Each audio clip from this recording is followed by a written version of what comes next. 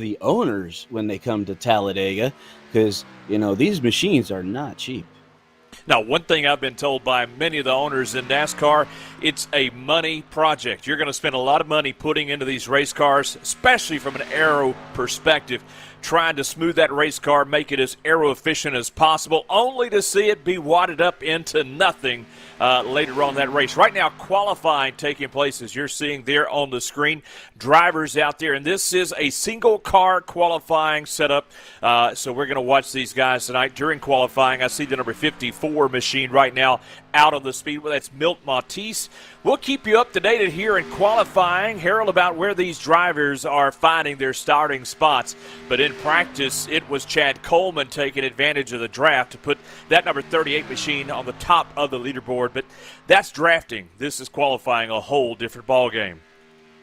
Yeah, I'm glad you brought that up. It's definitely a different aspect of how fast you are by yourself is going to put you in a position to start the race, but it's not going to give you the car to win. The car to win is going to be the one that knows how to push and how to be pushed to get to the end of the race. In qualifying, talk about the strategy that goes into qualifying one of these Grand National Series cars. I know from my history with sim racing, it's a little bit different perspective here, but talk about what these drivers may be doing right now to set up for that one fast lap. You're going to run more than one lap, but talk about putting down that one fast lap.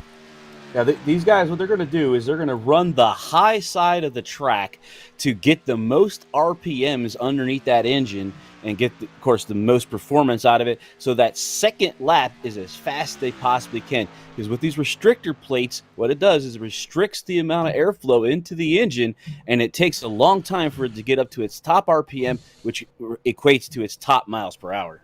If at any point during those from your warm-up lap and your first qualifying lap, if you make a mistake and hurt that momentum, it's really going to hurt that most important time lap, correct? Yeah, we call it sawing on the wheel. You want to do very slight movements because you don't scrub those tires because it'll cost you 1 mile an hour, which costs on a leaderboard could cost you 7-8 positions. Well, right now, on top of the leaderboard right now, Mike Kelly, the number 2 machine, showing the top spot on the speedway currently. Now, we'll watch as the speeds continue to flash by. You'll see there on top of the screen there tonight in your broadcast feed. You're going to see tonight a lot of great action going across that. And we want to stop right now during this qualifying because this takes a little bit of time. We're going to talk about our sponsor right here on STN Racing, the Racing Experts. Looking for the racingexperts.com, your place for NASCAR, eNASCAR, and other motorsports news. Folks out there tonight, if you're enjoying the broadcast, pay some homage to the racingexperts.com. Visit them at www.racingexperts.com today for all of your race coverage, whether it's NASCAR or eNASCAR. We're here eNASCAR tonight as we're talking about watching these guys here at probably one of the most dynamic racetracks in the world. There's the Sim500 FEG Grand National Series has a chase format, and to help you identify our chase drivers, they're going to come up in red on the ticker bar to the front, like Kelly and Macklin in the 2 and number 30 car. Well, right now, talking about that, let's give you the rundown of your guys in the chase. You've got Richard Beasley, Chad Cole, Chad Coleman, Daniel Falkingham, who you and I are familiar with from last night and earlier this past week, Robert Gillenwater, we heard that name last night, Mike Kelly, Jason Lance, Brian Macklin, E.J. O'Rourke, and Doy Woods. Well, right now, one of those chase guys, Mike Kelly, has put himself in that top spot right now where we currently stand. Believe he's going to have your pole position here tonight. Yeah, it looks like we have a few more guys on the track that are trying to get their laps in. But there we go. Now we're good to go, so we do have our grid. That's right. Setting up for the grid here tonight of your, once again, as we talked about the Sim500 FEG Grand National Series here, ladies and gentlemen, your starting lineup. Your pole sitter, the driver number 2 is Mike Kelly. Joining the outside of the front row is the 23 of Josh Parker. Row number 2, you've got the 30 of Brian Macklin, who'll start third. Fourth will be Tommy Ryan. Starting 5th will be Doy Woods, the 07 machine. Starting 6th will be the 3 of Jeff Ryan. Starting 7th, 41 of E.J. O'Rourke. And the 8th starting spot's going to belong to the 38 of Chad Coleman. 9th will be the 09 of Bobby Wetzel. And rounding out your top 10, the 33 of Ryan Howard. Then in the 11th position is Jose Gonzalez in the 26 machine. Outside of him, Byron Daly in the 06. 13th position is Glenn Campbell in the 44. And 14th position, Bob Gillenwater. 15 is Chad Cole in the 17 machine. Outside of him, Milt Mattis in the 54 machine. In the 17th starting position is Scott Simile. And 18th starting is Kevin D. Brown. 19th starting, Jason Lance in the 76. And starting at 20th, Matt Vanderboom in the 94. The final 2 drivers to take time. The 9 of Bill Schroeder will start in your 21st spot. 22nd, the final qualifier, is Jimmy Coleman. Several guys here that did not take time, and they may be playing a different strategy, are going to include Alan Gilliland, Daniel Falkingham, Pedro Mojica, Justin Fuller, Richard Beasley, Anthony Caloni, Joey Gattina, Christopher Matthews, Steve Herring, Dale Knott, John Wilco, John Mustaine Jr., Gerald Livingston, and Don Runkle Jr. So there is starting lineup for tonight's Sim500 FEG Grand National Series here at Talladega Superspeedway, live here on STN. Once again, I'm Jonathan Sanford, joined by Harold Darner as we're looking forward to some great racing action as the car's now pacing around this field. Let's talk about the length here for just a moment. This is a 2.66 mile tri-oval, has 43 pit stalls, as we know, 4 turns, but let's talk about the length of tonight's race for the drivers. What are they looking for? How many total laps are we going here tonight? Looks like we're starting with an 80-lap event. And what's going to end up being many pit stops, and under green, it's going to be interesting because what tends to happen in these super speedways is you get 2 and 3 wide, and the outside lines have to find a way to get down to the inside line to get to pit road. Getting stuck out there could cause you to lose position based on running out of fuel. It's happened many times in NASCAR events in the past. This kind of keeps the crew chief from actually throwing a clipboard or having the spotter screaming in the ear of the driver. Well, let me ask you this. Before we see the green flag tonight, you got a lot of different strategies that take place at Talladega Motor Speedway. The first is be out front. You know, I was talking with some of you guys last night about some of your history in sim racing, especially here at Talladega or Daytona. There's some guys that have the philosophy, I want to be out front. I want to be there in that top spot and let everything happen behind me. But we've seen in real-life NASCAR as well here on sim, some guys at this start are just going to drift to the back and try to stay out of trouble. What strategy would you employ, Harold, if you were out there right now? It'd be based on where I'm starting. If I'm up front, I'm going to stay up front. If I'm in the back, I might get a few friends and kind of make a second or a third pack to avoid that big one that's going to happen. Well, it's not a matter of if, it's a matter of when. But right now, folks, I want you to reach down, strap in, and hold on, because this is going to be a wild adventure tonight here the FEG Grand National Series. Strap in, hold on tight, we're going green flag racing.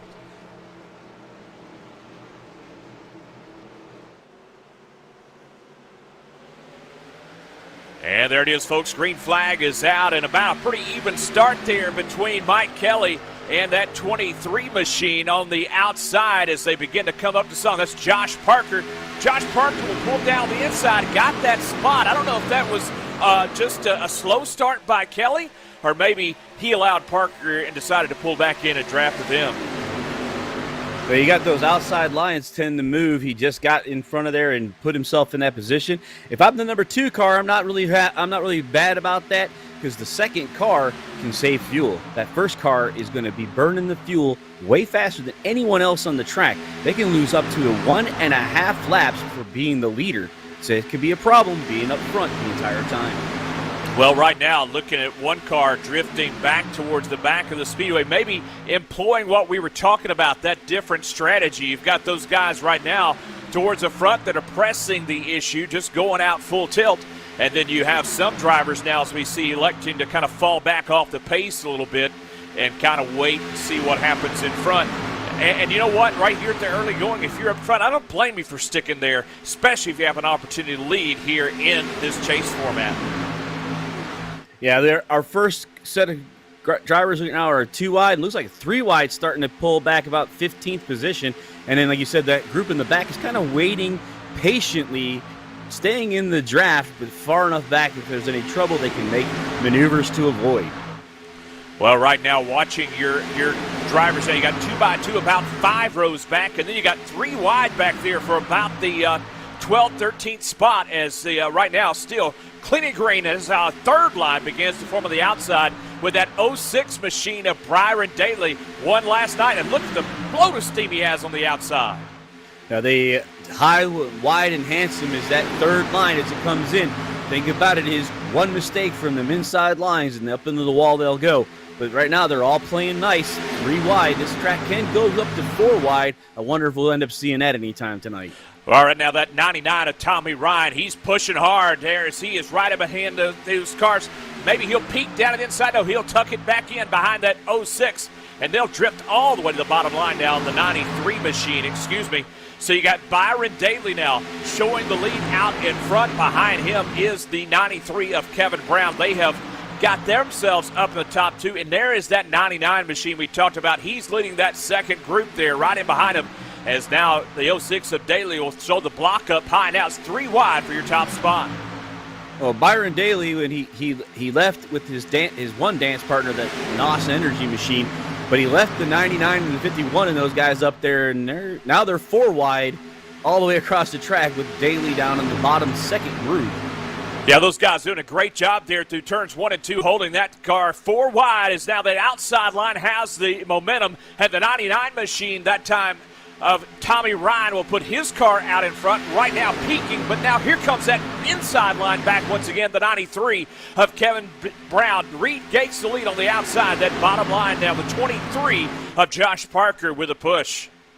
And the 23 just jumps out of line up into the 99, hoping that the second line will get him past the NOS Energy 93 machine and get him to lead a lap.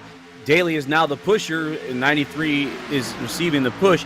But the problem is here is you got to talk to people, and you got to give and take and have a dance partner. And you can't burn somebody early because they'll remember that when it comes to helping you later in the race. Hey, how important is it for your spotter right now, trying to develop those relationships with other drivers, especially in this situation? Who's going to go with who? How important, what kind of role does your spotter play in a situation like this? Well, I made sure I gave my spotter enough vouchers for steak dinners to pass around to get the people that I need help with. Well, that's going to certainly come into play. That could be expensive, but right now the guy out front that is hauling the mail, that's the 23 of Josh Parker. He's got the Interstate batteries. Toyota Supra out in front, followed by that NOS Energy, number 93 of Kevin Brown. That outside line, the 99 of Tommy Ryan, just trying to get themselves moving. But now you see the 93 of Kevin Brown. He'll pull up and try to pull that outside line around with him. And now back further in the race, in the 13th position, Jason Lance just put down the fastest lap.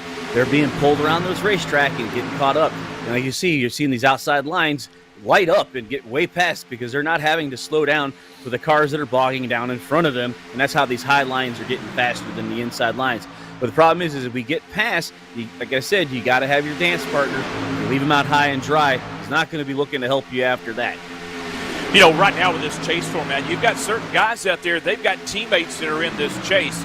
Do you think that comes into a play like in a place like Talladega Motor Speedway in the chase? If you're not in the chase, but you've got a teammate in the chase, how much likely are you to give that driver a push in this situation?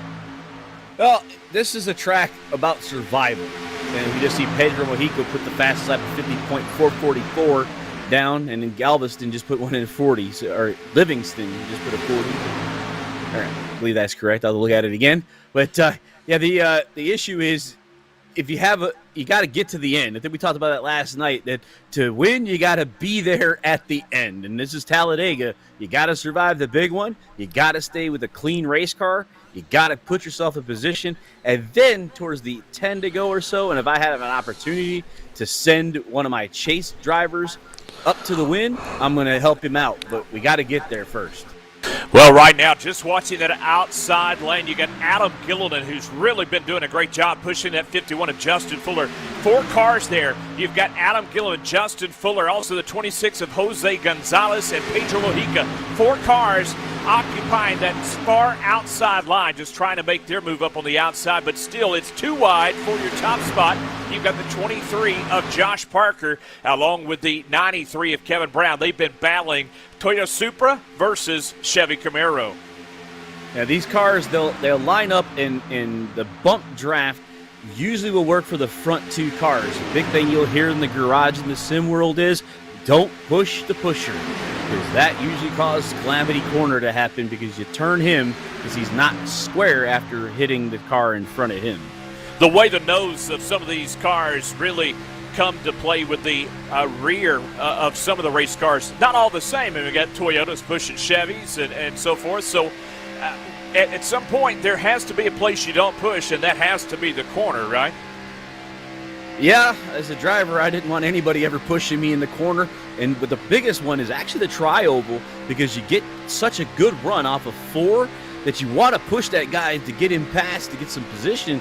But it's really a deception. Coming off of 4, you think at this long straightaway. Now you don't. You got a long turn that you're coming up upon. Well, right now, just continue to watch your top 5, top 6 drivers. We were looking in through that Valvoline machine just a few moments ago there on your screen. That's the number 2. That was your pole sitter of Mike Kelly. Now, he finds himself in the top 5. You can go from 5th spot to 1st spot back to 10th spot so quickly in this draft. But right now, those drivers in your top 10 or so doing a great job, have stayed clean. I haven't seen a lot of sparks flying yet, but it could just take a small mistake for this to go really sour for one of those drivers. Well, in league racing, you know who you're dealing with. So you basically have some issues with, you don't have the same issues you have in the official races where, you're not going to see the guy again. So these guys are being really cautious, not to make enemies. Let's all work together. Let's get to those first green flag pit stops and let the cars start to spread out a little bit before we really start getting dicey. Well, Jose Gonzalez, that number 26 machine, talk about getting dicey. He has been content to ride outside on that retaining wall and that 3rd line up top. He's done a good job out there. While a lot of guys have given up, it's been him and Adam Gillen who have occupied that outside line. A lot of guys will come up and sniff it with them, and then they'll drop back down. But those 2 have been content to ride up top here over the last several laps. Still out in front is the 93 of Kevin Brown, followed by Tommy Ryan. And then Jose Gonzalez, that group, they get a lot of help down the backstretch. But when it comes to the corners, it seems like guys decide to fade back down on one of those inside lines. Yeah, well, there he goes, all the way up to the front there. It looks like our friend there, the 26th. Did you notice exactly what Gonzalez did immediately after he got that lead? What did he do with that race car there, Harold? Dropped it down, but he also made sure that he awarded his pusher by allowing him to go with him. Don't leave your pusher, because he won't push you later. That's important. But Speedy Gonzalez, the 26, is leading this race, knowing where to go, and the high line is working if the drivers will get up there. It's interesting. It's such a dynamic, when one lane is moving, that's the lane you want to be in. But sometimes you just can't get there. I mean, no matter what you want to do, you're begging the spotter to help you find an opening in that lane. But sometimes it's just not there. Now, let's talk about a new driver that we haven't talked about right now who is showing some speed on the outside of the speedway, and that's the 51. And right now, Justin Fuller has put his machine out in front. Brand new race leader. Yeah, the 51, he did the same thing. Pass on the outside. He didn't have a pushing partner that he's been working with, so he didn't care. He just went all the way down and took that lead on the bottom line himself. Problem is with that outside line, which we're seeing, it is the fastest, but is also the worst for the driver because you're so close to that wall, and one little mistake and it's going to cost you your race, because the cars here, when there's an accident, they push up. So the safest place to be is around that yellow line. Well, real quick, I know there's a lot of great action going on out in front, but let's look where some of our chase drivers are currently running. Right now, your top running chase driver is that number 2 of Mike Kelly. 76 of Jason Lance running in your 6th spot. Now, folks, positions change real quickly here. Richard Beasley in your 8th spot. Then you got to go back to about 15th for the next, and that's going to be Doy Woods, Brian Macklin, Chad Coleman back there 15th, 16th, and 17th. Bob Gillenwater in 20th, and then Daniel Falkingham all the way back there in 26th. So some of these guys elected to kind of maybe stay back out of trouble a little bit. Well, it looks like from 29 back, we're laps down. Wonder if they're actually off the racetrack, like Daniel and Christopher, Steve, John, and Gerald Livingston. I think Gerald Livingston, he actually posted the fastest lap, and then I saw the next he was out. Well, the 39 machine of Daniel Falkingham is out there, but I think he's having some connection issues because I've seen that car appear and disappear a couple of times. But right now, you're sitting on your screen. He's back there just biding his time right now. So we'll see if Daniel tries to move up through this race. A little bit different scenario than what we witnessed last night as he was leading early and then faded late. Maybe he learned from that and says, I maybe not be up front early, but I'm going to get there later on. By the way, there are some serious connection issues going on for a couple of these drivers up near the front. And man, we talked about it last night. Here at Talladega or Daytona, when you have those connection issues, the guys around you, it can scare you to death inside these race cars. Oh, you're definitely not going to be dancing with a guy that's not there half the time. Well, right now, just riding around this speedway, let's see, working, what is this, lap number 15? 15. That's right, working lap number 15, and your race leader right now is a 23 of Josh Parker. Has that Interstate Batteries Toyota Supra out in front. But here comes the number 14 of Joey Gattina. Folks, you talk about knowing this racetrack. Joey Gattina has probably run more laps at Talladega Motor Speedway in real life than many NASCAR drivers. Yeah, Joey Gattina is basically showing how that high line will work. I would like to see him stay up there because even our Coca-Cola Series, E-Series here on iRacing, with our top drivers, they find that high line works and works the best. If you get enough people up there, it is the fastest line. Starting to get some more people up there at 23 is trying to stop the momentum of the 14. Well, it has been certainly evident the guys that once they've gotten that lead on the outside line, we've watched it. Jose Gonzalez did it. Fuller did it. Guys jump up there, they get that lead, and they jump down to the bottom side of the speedway. What you're asking for is somebody just stay up there. Is that what I'm hearing from you?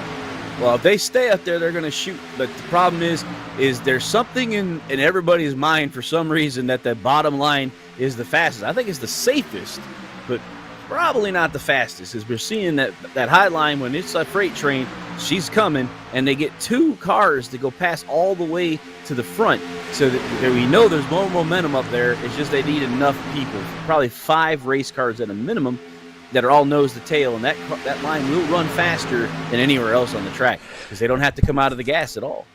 As tire wear begins to come into play, and it doesn't come into play here like it does a Homestead or a Dover like we witnessed last night, but as tire wear comes into play, where's the place you want to be? Is that outside line going to be just a little bit easier for you on those race cars?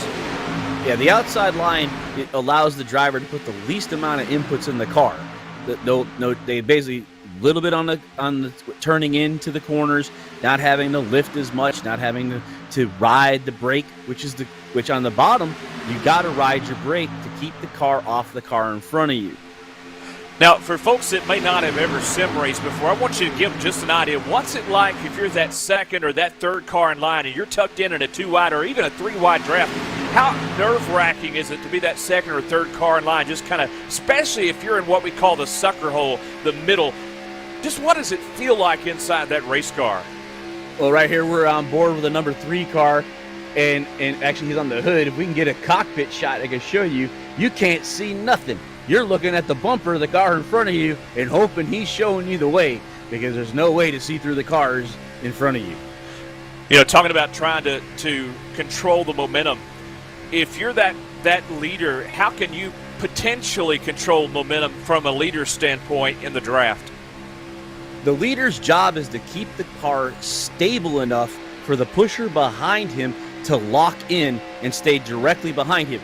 Now, you talked earlier about the different models of the cars not quite mashing up. I drive a Camaro Z1, and the cars around me before it comes up behind me are a Camaro, and they hit me square, I will go up in the air. It's just the way the bumpers are not aligned.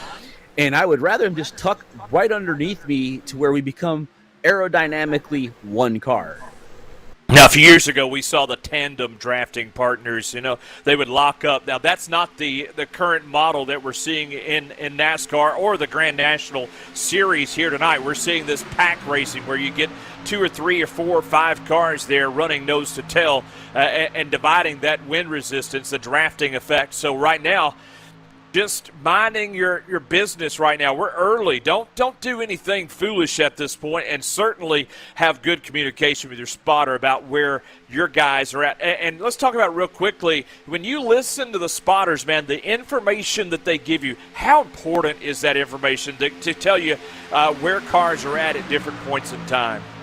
Well, I don't know.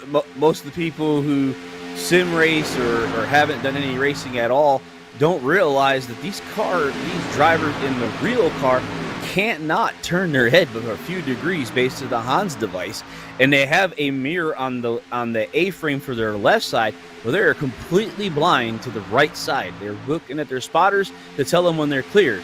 And I hear we're seeing the 51 being pushed by the 23, and I'm saying how the Ford seems to be tucked underneath the Camry's tucked underneath the Ford of the 51. Not hitting him, but basically keeping the car in line to allow the aerodynamics of one car, and then the dirty air is actually hitting at 93. Yeah, we're talking about the spotter. It makes me think about T.J. Majors. T.J. Majors with a ton of experience in the sim racing world, going all the way back to the early 90s. T.J. Majors been a spotter for Dale Earnhardt Jr. and also Joey Logano. And one of the things, when you hear T.J. Majors as a spotter, he's talking about what lines are moving and giving that type of information to his driver. And that's so critical. If you're going to be that leader, you need to know what line is moving at what point in time. And Joey Gattina right now, where he's at, they're going to be telling him that outside line. Jose Gonzalez picking up some momentum on the outside line. How important is that? Well, it can really be the difference in you holding on to that lead or getting, stuck out to dry.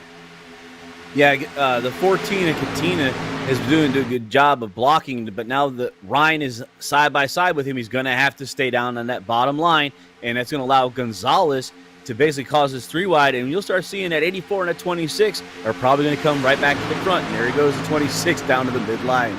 Well, I've been very impressed with what Jose Gonzalez has been doing here now at outside line. Him and Alan Gilliland, two of the guys, but right now Gilliland is the one giving Gattina the help down on the bottom side of the speedway. So it's Gattina followed by Gilliland, then Jose Gonzalez, Justin Fuller, Tommy Ryan, your top 5. And right now they have broken away. This pack right now going all the way back, let's see, to about the 18th spot is when you start to see a little bit of separation. But still, it's anybody's game here tonight. Nobody is out of contention at this moment.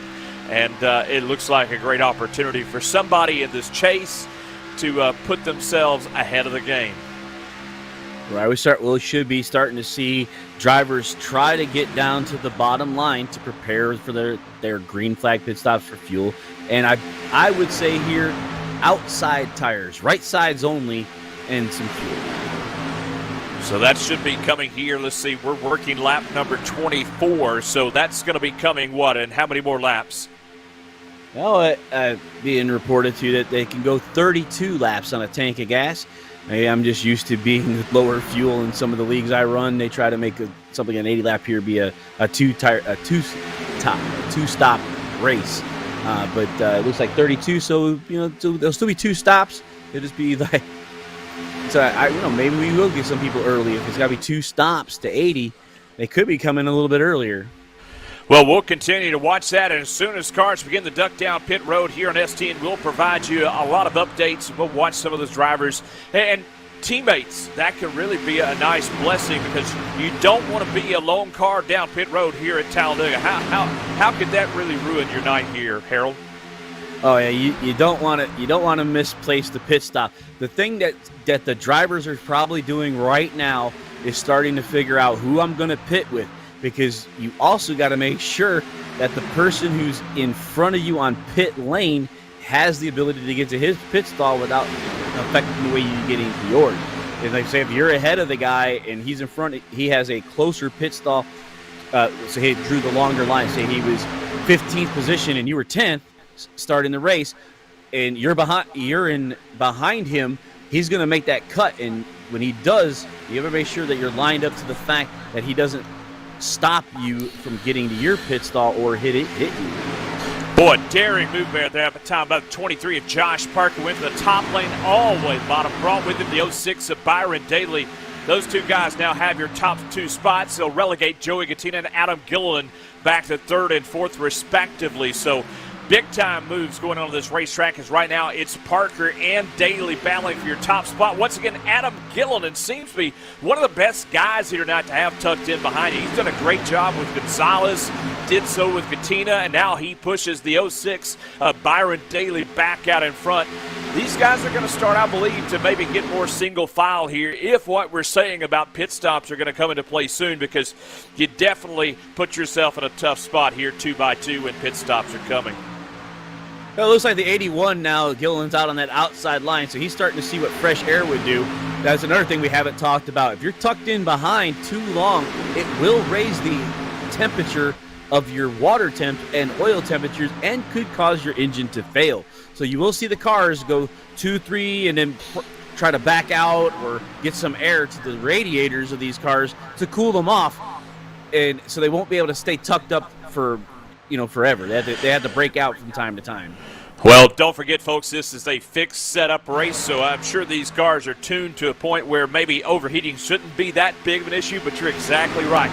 You stay tucked up in behind a car way too long, and eventually those water temps are going to begin to go up. As now we see the 06 Byron Daly leading that outside line. He's just kind of playing whatever line has the momentum, and that's really what separates the good restrictor plate drivers from the mediocre ones, are the ones who can really detect when those runs are going to come, especially from the leader standpoint. If you can feel that without being late on that move, you can certainly benefit yourself to stay out in front.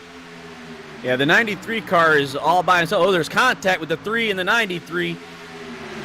Boy, that got hair-raising there. As he pointed out, the 51 of Justin Fuller, the 3 there of Jeff Ryan, and the 99 of Tommy Ryan. Contact between those three drivers, and we're lucky we're not under caution. Yeah, the 3 was able to catch the car before she snapped around, which is great. Kept us under green, and now the cars are starting to shake up a little bit and get back where they want to be. It's 28 in, and we're hearing at 32 maybe where they start to dive down the pit lane.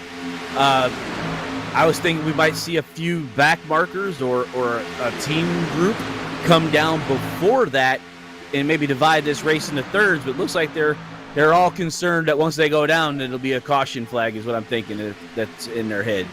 Well, it's optimal, really and truly, Harold, if you can come down with a group of maybe, 4 or 5 cars. You don't want to come into a big pack like this, all coming at the same time because of different speeds of checking up. And we've seen at Talladega, Daytona, there could be incidents getting on the pit road because we're talking about going from 189, 190 miles an hour down to 55, and everybody woeing up on that entry. Sometimes people don't check up at the same rate as others, and you end up punting somebody on the entry of pit road, and that can ruin your night in a heartbeat.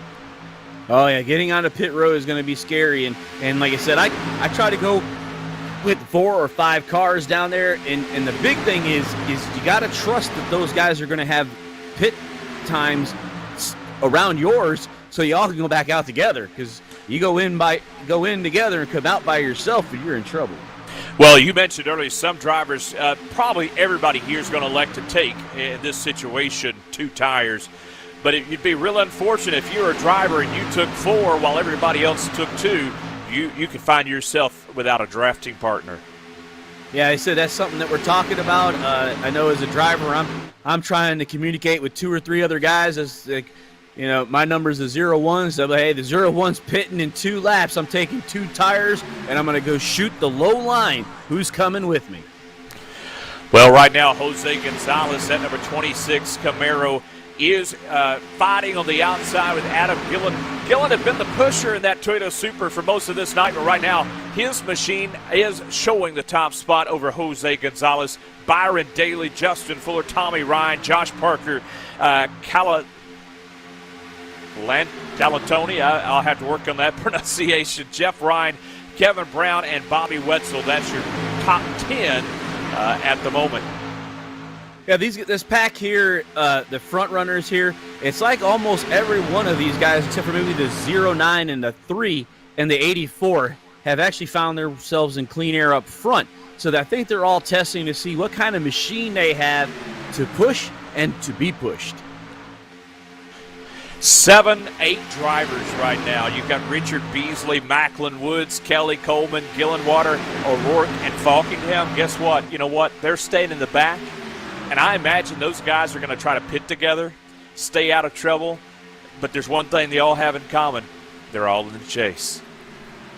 Better to finish for a points race than not finish at all, right?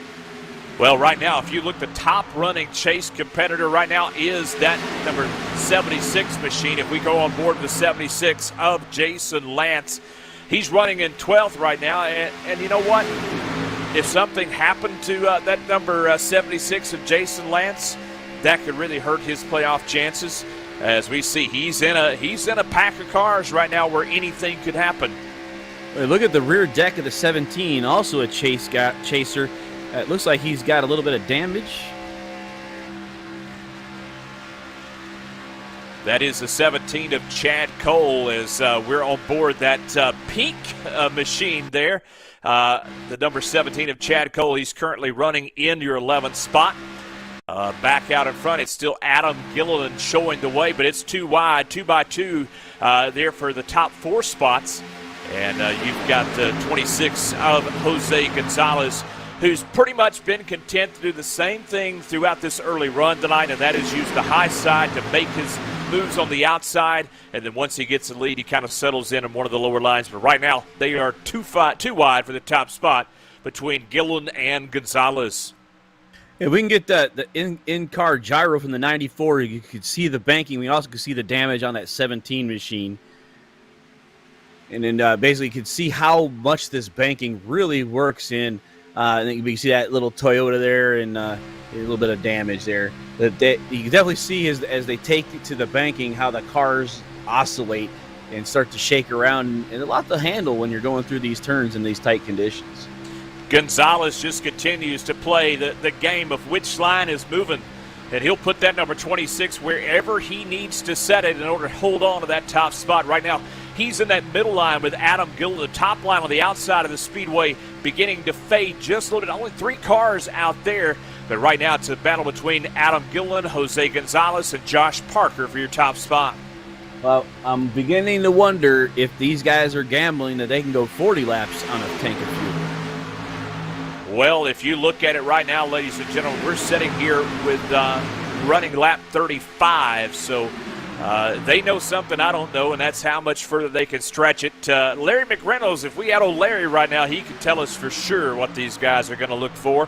But we're going to try to give you as much of an update as we can as these guys begin to make their way down pit road in just a few moments. Again, working lap number 35 here at Talladega Motor Speedway, bringing you live coverage with the Sim500 FEG Grand National Series here on STN. I tell you what, folks, before we get these pit stops underway, why don't we step aside here on STN for just a moment? We'll take a short break, and then we'll probably bring you the pit stops here in just a few moments. Again, you're watching the FEG Grand National Series live on STN.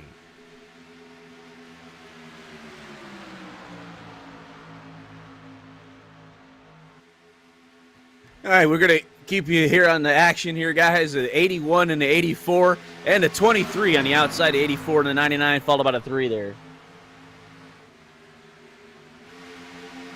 The 84, we were talking about the 84 of Calatoni is now out there in clean air being pushed by the 99. Now he just dropped down in front of Gillen. Oh, there's tight quarters, and there's the big one starting with the 84. Yeah, the caution flag is out here, and we talked about it was going to happen sooner or later, and it happened here right at lap number 36. And we'll go back and probably check out that interview in, that replay in just a moment. Zach, you going to be trying to bring up the replay for us. Let's see what exactly caused us to be under our first caution here, Harold. Again, lap number 36. Yeah, the 84 was on the high line, and then he came down in the midline, and Gilliland was there. and he's like, I've got to run, and he wasn't going to let the 84 take that midline.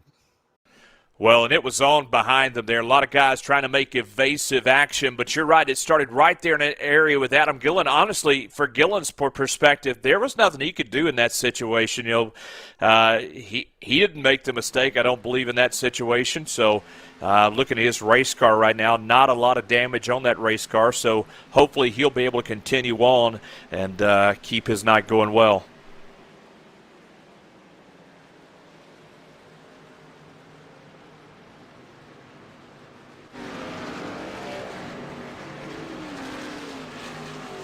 They said the 84 car, and like I said, he was on the outside line. It looked like he was trying to put a block on the 81, and the 81 had friends, and that closing was a lot faster than that spotter of the 84 machine could anticipate. The 81 did try to maneuver down, but the 76 was there. He couldn't have gone any further down the track. He tried, but so they made contact right front to left rear, and around the 84 went.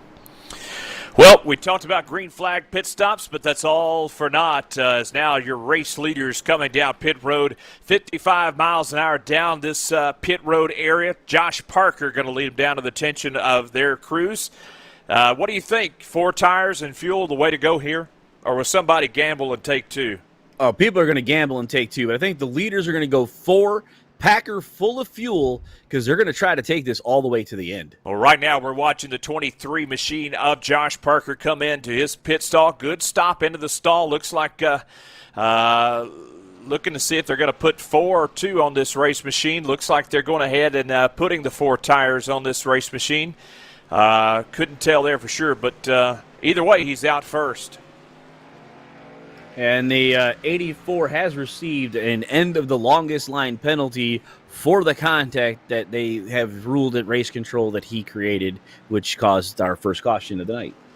All right, once again, folks, pit stops completing down on pit road for most of your guys. He was talking about the 84 machine who is stopped in his pit stall, and driver's going to be coming out. And got just a minute here. Zach, glad to be with you tonight here on STN. Zach Johnson running the production for tonight's STN event here, the Sim500 FEG Grand National Series here live for you folks watching. We're glad you've joined us. Again, Jonathan Sanford here, Harold Darner, and again, Zach Johnson down in the production area. While we got a break, what's kind of the process in your thinking now after this caution flag, Harold? If you're one of those guys that's been holding in the back, still too early? As long as I have partners and we can see the leaders, I'm still not going to push the issue. But as we start ticking away and maybe with 15 to go, I may start needing to figure out how to get to that front pack. Well, we are working caution, as we said here, lap number 38 at Talladega Super Speedway, live here on STN. Again, your FEG Grand National Series, part of the Sim 500 Series. We're in the first race of this next segment of the chase, of top 10 battling out, and it's got to be exciting for some of these guys. But what a wild card! You know, Talladega is always a wild card event in a chase format because so much can happen. Some of these guys are electing to come back down a second time to ensure that they have enough fuel at the end. At 23, that's his second time on pit road. That's right. Josh Parker bringing his crew, his car back down to the attention of his crew, and he's got a lot of followers. I see Mojica along with him, Richard Beasley, Gillenwater, Dale Knott, Bob Gillenwater. So several guys electing to come down pit road, top off once again, just to have that just absolute packed of fuel as they could possibly get here to make it to the end. Yep, and so we're gonna have one group of drivers that have one less lap of fuel, and see how that is. So the 06 and the 99, they stayed out while the rest of these guys came down there to try to top off.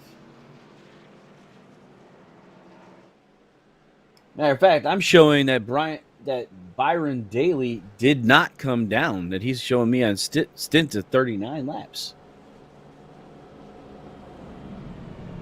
And lights are off on the pace car, so we'll be going green in this next time around. That's right.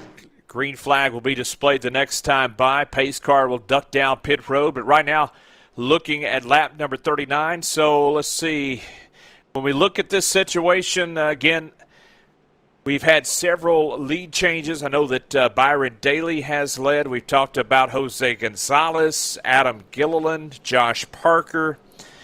Your pole sitter, again, was Mike Kelly, who's currently riding back in the 16th spot. So why don't we do this just to give everybody an opportunity to catch their breath here. We're going to look and see this green flag come back in just a moment. Any thoughts here before we see the green, Harold? Yeah, I'm really trying to figure out what the crew chief of the 06 is thinking, keeping him out there on 39 laps. That's certainly a question. I'm not sure what their thought process is, but maybe that crew chief has something up his sleeve that I don't know about, but it wouldn't have been my choice, right? Everybody else has come down all the way back to Matt Vanderboom in the 11th position. All of they came down and did not top off, and from Josh Parker all the way back, they did have those fresher or that packed full of fuel as we come to green here with a 06 leading us to the green flag. That's right. Coming into the tri-oval here, as you are all aware, the start-finish line at the end of the tri-oval different than Daytona. So looking for the green flag this time as we come to the middle part of the tri-oval. Green flag will be displayed, and we are back underway. And you'll see the 99 get a good lead on the outside. We're going to put his machine right in front of the 06. And there's one of our chase contenders, the 76 Icy machine, leading that outside line, but with no real help. Top three cars beginning to break away. That's Tommy Ryan, Byron Daly, and Jeff Ryan. Those three breaking away out in front, and then it is on from back there. But it seems like they're getting single file pretty quickly down the backstretch. Yeah, the top three guys aren't going to stay away too long. It's not going to be a jailbreak. Those guys are catching up really quick, and they're going to have a full head of steam when they catch up to that 3 car. Well, right now, the long guy on the outside, that's the 81 of Adam Gilliland. They are too wide for that 5th spot back there. Bobby Wetzel, Adam Gilliland battling for that spot. Give it to Gilliland. Now he'll try to tuck it back down in front of the 09 of Wetzel. He'll do so, and he'll hold on to that 5th spot. Well, Gilliland looks like he has some front-end damage, not a lot, but is going to probably have to turn into a pusher to ensure that he stays into the draft. We'll see what he ends up doing, but I can see crinkling in that front hood. It's always been interesting watching. Right now we're on board that Gary Mercer Trucking Incorporated machine. It seems like damage on the front of the race car. You look at it and you go, there's no way that car can be up to speed. And sometimes at Talladega with the side draft, somehow or another, they find a way. And that's what he's doing right now. He's going to defy the odds in that 81 machine. And you got Speedy Gonzalez pushing behind him, keeping him in that 2nd position just ahead of Daly, as we get 2 by 2 all the way back to 7th position. Well, that outside line right now, as you mentioned, you've got Adam Gilliland along with Jose Gonzalez, also the 58 of Dale Knott.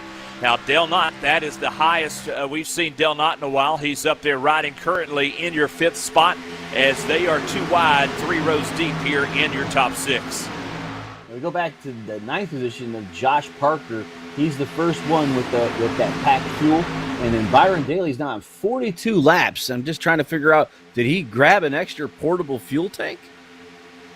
Well, tire wear is not really the issue. It's going to be fuel, as you're speaking of. So it's going to be interesting to see what he does. I'm sure he's hoping for a caution to come out here, but I really don't see the payoff. I really have tried to think through different angles, but I'm not sure what the payoff might be.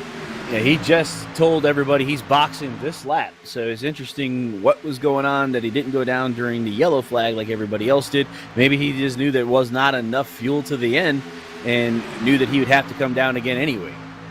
Well, that's the truth. And if we look right now, he's making his way down pit road to the attention of his crew. Brings that car to a stop, and the crew going to go to work on his race machine. Right side tires going on looks right like now. 4 wide on the racetrack is the 81 and the 26, and that high line just stormed by with the 2 in the lead. Well, the 06 there finishes the work on his race machine. Again, back out in front, as was just mentioned, 3 wide as they battle for your top spot. Mike Kelly now, he's gathering everything, that steam on the outside line, trying to put that number 2 machine back out front. Yeah, it's just he's gone back like a rock. It's like he went to that high line and no dance partners. So from the front to about 12th position for the two, as our front runners change up. It's like Kevin Brown is our current leader. Yeah, you got the 93 machine, the NOS Energy Toyota Supra there running in your top spot, followed by Justin Fuller down on the inside. Then the outside, no surprise, Jose Gonzalez along with Adam Gillen. Gillen now once again the pusher, the one of John Mustaine Jr. We haven't mentioned that number 1 machine, but right now he runs in your 6th spot. Down below him is the 99 of Tommy Ryan. As we're just clicking some laps down here at Talladega Motor Speedway as we get closer to the end. One thing's going to be certain. We're at lap 44. The tension is going to rise. I'm wondering if the 1 and the 99 are in a fuel conservative mode since they're not tucked directly below. The 1 looks to go high, see if anybody goes with him. But like I said, the 99 looks like he's content to staying a car length off the 51, which is not going to help that low line go any faster. He's going to need to get underneath that 51 and the 3 underneath the 99 to really get that low line charging, as the 38 is pushing the 3 to get him closer. No, you know what it's like. If you're that guy, if you're 51 right now, Justin Fuller, and that 99's not tucked up against you, you're just screaming, come on, come help. Let's get this line moving. And it's going to be frustrating with the guy behind you. As you look now aboard the Northern Tool Equipment, that number 99 of Tommy Ryan right now, just not closing up on that back bumper like you said of Justin Fuller, but that inside line still finding a way to move. Now that he's the number 2 car, he's content to getting up underneath the 51. Kind of curious why the 93 decided to jump up. I know the second line was moving, but the 93 was still had about a car length ahead of the 81's nose, and it wasn't looking like they were losing anything. And I think, as you see, he's starting to lose position to the 99, and it might not be too long before he loses position to that 3. Well, the big loser right there, I don't know if you didn't see that or not, was the 26 of Jose Gonzalez Jr. He went from the outside fighting for the lead all the way back to 12th spot in just a hair's moment. Yeah, it doesn't take long. If you don't have any partners, you will lose the miles per hour quickly. And what happens is, once you're out there, the other drivers start to see that you're falling back, and they're not willing usually to give you a spot in line. It's kind of like working at traffic, the 5 o'clock traffic break. Everybody going home, and it's going to merge into one lane, and nobody wants to let you in. Well, while that was going on, what we just witnessed on the screen, folks, tough break for the 06. No dancing partners. Down a lap now, and as you can see, no help as the leaders flash by him like he's standing still. So having to pit like that by himself, no drafting partners, running back in 28th spot. Tough break for Byron Daly. If this was his strategy, though, we'll see what plays out, but definitely a head-scratcher from up here in the booth. Well, but he's a lap down, but he's now in the lead draft. So if his crew chief said that the rest of these guys don't have the fuel to the end, he does. So everybody else might have to pit, it would leave him in the front. Well, that's an awfully long straw to pull. We're going to see if that works out for him. It'll definitely be one of the most gutsy calls I've seen at Talladega in a long time. But right now, working lap number 48 of 80. And still out front, Justin Fuller and those guys just battling it out as seems like your top 10 just kind of have settled down in more of a back and forth kind of format between the outside and the inside lines. Yeah, I think the 06, he's just back here, and he's kind of at the very end and just trying to maintain a draft. He's got some help behind him as well. I think that's his strategy. I guess he believes that they have to come back down. It'd be interesting to see. And he's got the 90 there helping him. I mean, I hate to say it, but I'm not sure he's watched Talladega too many times if he thinks this is going to go green to the end. I just have a feeling we're going to see another incident. Maybe not a big one, but somebody, if this thing gets to 2 and 3 wide, somebody's going to make a mistake. And then, you know what, that opportunity for track position is going to be, put himself towards the end. He may get that lucky dog, but it's going to be a tough break if the caution comes out at any point here toward the end. Well, look at the 26 with the 81 and the 09 on the high side, passing cars like they're standing still as that thing is moving like a freight train. Oh, that's been the MO for that 26 and 81 all night long. Look at that Mercer Trucking equipment machine moving to the outside, just driving around the outside of Justin Fuller. Now, let's watch what he does. Will he stay with the outside line, or will he duck down on the low side? Right now, looks content to stay with his drafting partner up on the outside, and now he'll pull it down on the inside. Does the 81 of Adam Gilliland. Well, the 09 is now stuck. He's going to go back to the back because the 14 tucked in behind the 26, and when the 09 had enough spot, which was good because, like I said, once you get out that outside line, and nobody's going to let you in. Joey Katina, the number 14 machine now, the pusher behind Jose Gonzalez. We've seen this before. Let's talk one sitting at Bobby Wetzel, that AC Delco machine right now currently running in your fifth spot in that outside line. The 93 of Kevin Brown there. Notice the distance between himself and the 51 of Justin Fuller. Yeah, you see that high line with everybody nose to tail, half car length, quarter car lengths upon. But then now you got the 93 and the 99 got a 2 car lengths between them, and the 99 has a 1 car back to the 3. That's why that high line is working better, because they're all together and really working the draft. As the 51 is really pushing Gilliland, but they're not having any help from behind. All Camaros on that outside line, and down the inside you got a Supra, another Supra, about 3 Supras looks like down on the inside line. So watching the manufacturers battle there on the outside line right now, though losing their steam rapidly. The 09 just made a mistake because they were talking about don't push the pusher.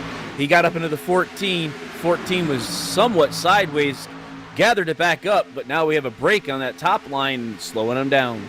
Well, not for long as Justin Fuller there peaks to the outside, and now he'll gather that momentum from Jose Gonzalez on the outside and try to take the top spot away from Adam Gilliland. And look at that movement out on the outside. Momentum to his favor as the 51 of Justin Fuller now back out in front. As we watch the inside line now start to battle back, though, and now a third line maybe coming here. Oh, you saw Katina get to the outside wall, yeah. Yep, the 2 was coming and the 14 blocked him, but the 2 is really charging with all this help on the very high line, which, like I said earlier, it is the fastest line if you can get it working. Well, you talked about the 23 of Josh Parker, that first car to come back in and top things off. Well, he finds himself right now in your 10th spot. Still a lot of time left and a lot of moves to make, but, boy, they're getting dicey, and when they get dicey, eventually something's going to give. Yeah, 23 looks like he's going to push the 76 to the high line, and he's not got a lot of help until back to the 14. We'll see how that is. The 2 and the 14 are dance partners right now, and they're trying to figure out where they're going to go. Well, this has just been a fun battle right here between some of these guys up front, especially as they work the momentum. That's really what it's been about so far in this race tonight. Who's willing to work the momentum the best? Right now it's the 93 of Kevin Brown showing the way, but it won't be long before Justin Fuller in that outside line gathers some momentum. Yeah, the 81 is one heck of a pusher, but he's a really good guy to be pushed as well, as he just made 3 different moves to take that low line, and the 93 needs to realize that 81 is there. No, that was a side draft. Screaming. That was a side draft, my brother. Went down there, tried to block the momentum of that bottom lane, did a good job, and that's going to help him in the outside lane as the 93 of Kevin Brown now holds that momentum as Jose Gonzalez, along with Bobby Wetzel, tucks in. You got to love that side draft. You can really just give some issues on that low side and no momentum with that side draft he pulled off. Well, that 81, like, he made 2 and 3 moves, and there's contact between the 26 and the 93, and the 26 was not square with the 93. He got a little bit loose, but he was able to jump down there in front of Gilliland on the low line. Is there times where after you get hit like that and the wrong time that you kind of go, I want to get out from behind in front of this guy and get over in front of this guy who I know is a little bit more, I guess you may say, reliable in that situation? Well, you know, in the real car, you can kind of do some hand and arm gestures out the window, but in the sim world, you might have to say something on the radio. Well, right now, what the 26 Jose Gonzalez is saying is thank you to the 09 of Bobby Wetzel. Wetzel now the highest running he's been all night in the AC Delco machine, currently riding in that second, battling for the second spot with the 93 of Kevin Brown. that inside line there. You've got the 93 of Brown, and now here comes 09 of Bobby Wetzel. He'll try to look for that top spot and lead for the first time tonight. He started 9. Yeah, when you do that kind of thing, Gonzalez is going to now mark it in his head going, the 09. Okay, that's one guy that doesn't want to work. Well, he's got the top spot. He's in clean air, and we're going to see what happens here as now the 81 of Adam Gilliland begins to peek to the outside of 93. So here comes that momentum, that top side. The 09 of Bobby Wetzel, he felt it. Somebody told him about it, and he went up top to try to block that high line momentum. He'll use it to keep him out in front of Adam Gilliland. Gilliland now peeking down the inside, thought about it, and now he will drop down to the low line and grab the momentum of the 93 of Kevin Brown. Yeah, the 09 definitely was being told by his spotter that the high line was moving, and he went up there and threw that block in front of the 81.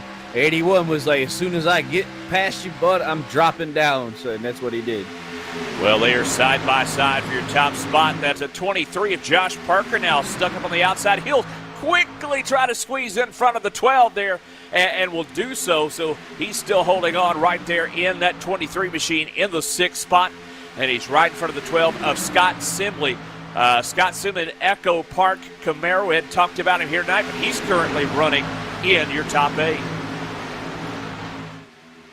And our producer's telling me that 51 machine was 11th last lap. And look at him now. 4th position currently, but as high as 3rd. So right now watching Justin Fuller riding as he jumps to the outside of Jose Gonzalez, and he has the 54 machine of Milt Matisse. They're giving him the outside line momentum. A couple of new drivers we haven't talked about here. Glenn Campbell up there running in your top 10. Good to see Glenn having a good night tonight. Had a tough night last night, but a good night so far here tonight. Yeah, I would like to see them get a little bit tighter on that outside line. You see Gonzalez, he must love that outside line because he jumped up to there to help out that 51 and the 54 machine. But now it looks like the 14 decided to go down to that middle line, and the 44 is hanging up the out top. They're looking 3 by 3 all the way back to 10. All right, 3 wide there for your top spot. Gonzalez on the outside there. Momentum to him. Justin Fuller tucked in behind, and now here comes the 23 once again of Josh Parker down the inside. But Jose Gonzalez, he'll drop it down the low line. Oh, my goodness, that was close quarter right there as Adam Gilliland found a hole. I don't know how he found it, and somehow they're just slicing and dicing. Well, Gilliland's trying to find a way to get back out in front, and he's basically drafting off the 26, and he drafted off the 23. And you can watch him make that cut in front of the 26 machine as soon as it opens up. Boy, I tell you what, just watching the 51 of Justin Fuller, he's up there on that outside line. You got Matisse behind him on that Amazon Camaro.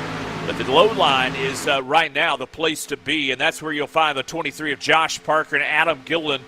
09 of Bobby Wetzel trying to get that momentum, and he's got a great helper there. That 26 of Jose Gonzalez is now there 2 by 2 all the way 3 rows deep in your top 6.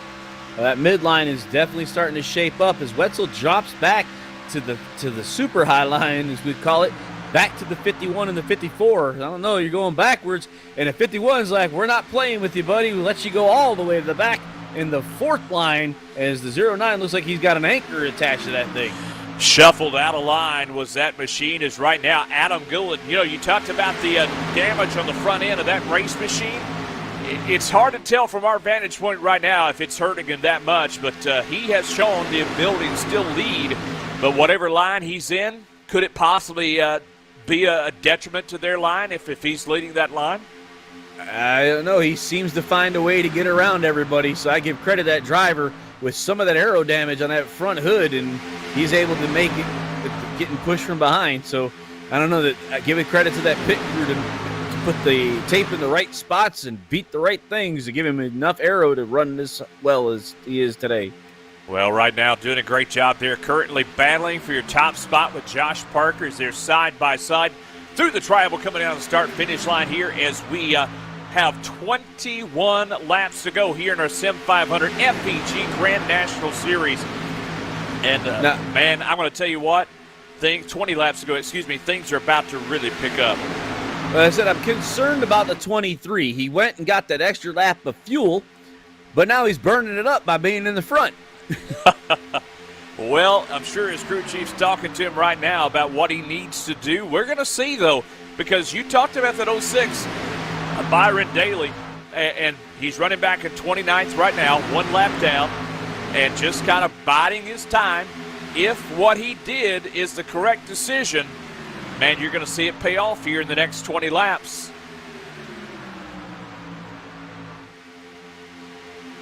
Yeah, he's in line there with Daniel Falkingham and EJ Rourke as that's his partners that he's working out with. So he does have some draft. I think they should just get nose to tail because he's kind of off to the side here, the 06 of Daly. How much gas can you conserve back there if you're Falkingham and Macklin? Some of those guys, chase guys now. These are chase guys back here that have been content to maybe run, 3/4 throttle at some point. Yeah, going into the turns, they can really allow that car in front of them to pull them around the racetrack because they're probably going to lift rather than, like I said earlier, like ride the brake. They're going to lift to allow their cars to brake with the engine braking, basically, and conserve fuel. Well, back out in front, it's still the same story with Adam Gillen, Jose Gonzalez. Also, that 12 is Scott Sindley now. He is running as high as I've seen that number 12 run here tonight. As you look there on your screen, you can see him coming through the corner here. He started 17th up to 4th. That's for me, if I started 17th at, say, Charlotte and got up to 4th, that'd be feeling really good. Here at Talladega, that can happen in 1 lap. Yeah, we had talked about that earlier with the 51 machine in 1 lap had put those positions. The 23, it looks like he's content to push in the 81. And if I was his crew chief, I'd say stay there. But nope, he's going to break free as the 26 looks to push. Now the 23 lost his partner. Hopefully he hook up with the 12. Now the 81 is all by himself in between as he drops in behind the 26. Jose Gonzalez, he said, this is mine. I'm just going to take it whether you two guys like it or not. Because the 23, he's the one that pressed the issue. Gillen didn't have much he could do, but Jose Gonzalez just said, while y'all are playing, I'm just going to sneak by you on the low side. Like I said, these guys, the one group is on 27 laps, and the other group's on 26 laps. And let's go back and look at what Daly's at. 16. Brandon Daly was 21. Yep, 21 laps. Well, we are working with 17 to go, I believe, this lap, and looks like at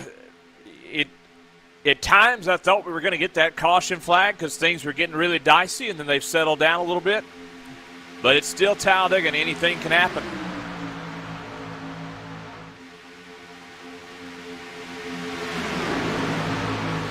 Right now, just watching that 14 machine. That's Gattina now. Joey Gattina on the outside. He's got a lone helper there. The 54 machine of Mount Matisse is there. The lone 3. Now the 1 machine of John Mustaine Jr. going to join him on the outside line, but it is basically too wide for your top spot. Continues to be Adam Gillen and Josh Parker. Then followed by Jose Gonzalez and Scott Sindley. 5th is Chad Coleman. 6th is Justin Fuller. 7th is Kevin Brown. 8th is Jason Lance. And you got Coleman and Lance. Harold, they're the only 2 of the chase guys that are running up near the front. Yeah, everybody else is playing it conservative. These guys have rolled the dice. With 15 laps, though, I think that's a good time to really start pressing the issue. Well, in a case where there's only, 26, 27, 28 cars here on the lead draft, you can kind of bide your time for a little bit, and then maybe the last 10 laps really begin to press the issue, because we've seen you can go from 17th to 3rd in just, a lap or so. It's going to be interesting to see when those guys, and it seems to me like they're on the same page. They're going to decide together at what time they're going to make their move towards the front, and we'll begin to see guys like Brian Macklin and Daniel Falkingham, Richard Beasley and Gillenwater, and Mike Kelly, who's your pole sitter. He's shown he has the speed. Somebody is going to find their way up through there if they have a good break and can do so without a big one. And we go green here. There's going to be a lot of pit strategy towards the end. We'll see how many people gambled and had enough fuel to make it to the end. And then, you know, you had that thing we were talking about last night. There's that yellow-looking hanky that the guy has in his hand, and if that thing comes out at the last few, we might get an extended racing. We know they don't have the fuel for that. No, definitely. That would really hurt everybody but one guy, and that is Byron Daly. As you see Adam Gill now screaming to the outside with that 12 of Scott Sindley there giving the push. 51 of Justin Fuller there right in behind Sindley as that's your outside line. The 76 of Jason Lance now. Again, Chad Coleman and Jason Lance, your two guys up near the front that are in your chase as we are down to what? This is going to be 13 to go this time by.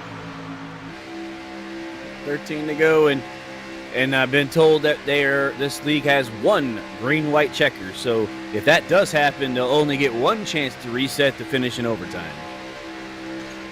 Well, we are working with 13 to go, and it's been one of those races here at Talladega where you could just sense at different times what was going to go on. And early on, we had one. You know, we're not going to call it the big one because, I mean, it was amazing how so many of those cars got through, but it could still happen.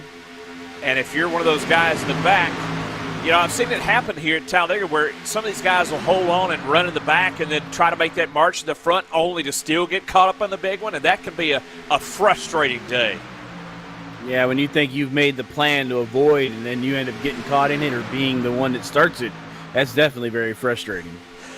Well, watching right now, that 44 machine there screaming to the outside. Clint Campbell with the one of John Mustaine in tow. They're trying to work that outside line, but it's still the low line right now that has the most momentum.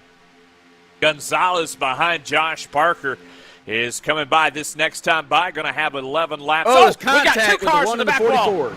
We've got three cars going around. The 99 slams hard down the inside, returning well, just like we said. It was just going to take one little bobble, and we've got several cars. The four also involved in that one.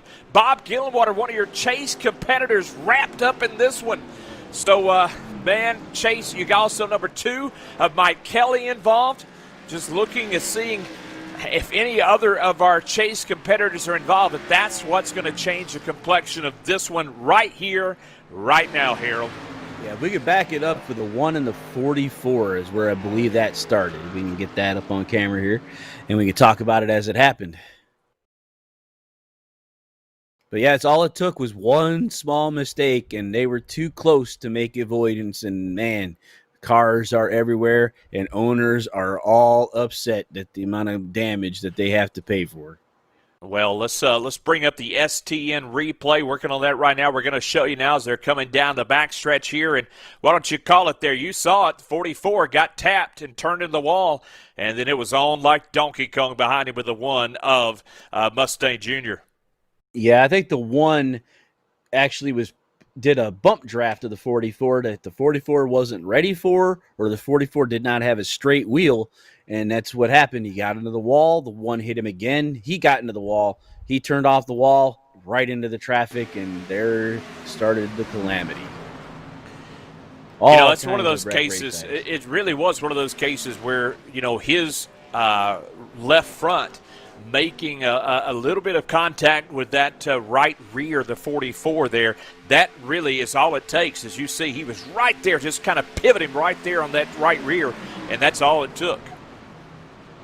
Yeah, as I said, as the pusher, it's your responsibility to square off on the car, and right there, as we see, the 44 was not square on the hood of the one, and that's why we said it was a turn that the one gave him instead of a push to throw him forward. All right, all this tire, this pit strategy, gas conservation, all that. Hey, take all that paperwork you've been doing over there, Harold, crumple it up and throw it in the trash because it means absolutely nothing right now, right? Well, this is going to be interesting now. Do they think they can make a gamble and figure that these yellow flag laps are going to help them stay out long enough and with enough fuel? But we do have the 06 doing Lucky Dog all the way around, and he was not involved. That's right. Byron Daly will get his lap back, so puts him back in contention here toward the end of the race. I've watched Daniel Falkingham make his way down pit road. As certainly he wanted to tap off his race car and make a charge here. Some of those guys in the back, you're talking about your chase competitors that have stayed out of trouble here today. Justin Fuller also came down pit road and topped off his race machine. Who out there right now did not come down pit road? I believe Adam Gillen may be one who did not come down pit road. I see your first driver to come down pit road may have been your chase competitor, Richard Beasley. Yeah, it looks like the number 10 is the first car that has elected to come down pit road for servicing. 81 has decided, at least for the time being, to just stay in line. The 23, I believe, is our leader. The 81, for some reason, was ahead of him in the 12. There was a big contact in the apron. What are they doing right now? Looks like they're arguing over who has that top spot. And you see Gillen down there. That traditionally would be the move you'd do if you were really low on fuel. But looks like Gillen may be electing to, if he stays down there, he may be coming down on pit road this time by. Let's see if he's just playing a little possum with the folks out on the speedway riding along here. If he makes that commitment here in just a moment, we're all going to see it live here on STN as he is looking. He's going to let the 23 go to the outside. And yeah, I think the 81 is clutch saving. Yeah, he's clutching fuel. it. That's exactly right. So he's doing exactly what we thought, going down that apron, clutching the car, letting it roll, just saving fuel. But I just don't know, man. As much as these caution laps are going to help, I still would have just came down pit road and got some tires and fuel, because really and truly we've seen you can make up a lot of ground here at Talladega under the draft conditions. And when we go back green, we're going to have about 8 laps to go. I think that's doable. Well, looks like we got we're off. We're going to go back green this lap. So we'll have 8 to go, and we'll see a lot of shuffling around these laps, though. I'll be looking for that 06 to be trying to make a charge to the front of this field. Oh, he's definitely going to be. But let's talk real quickly once again. Coming in tonight, Richard Beasley, Chad Cole, Chad Coleman, Daniel Falkingham, Robert Gillenwater, Mike Kelly, Jason Lance, Brian Macklin, E.J. O'Rourke, and Doy Woods are your chase competitors.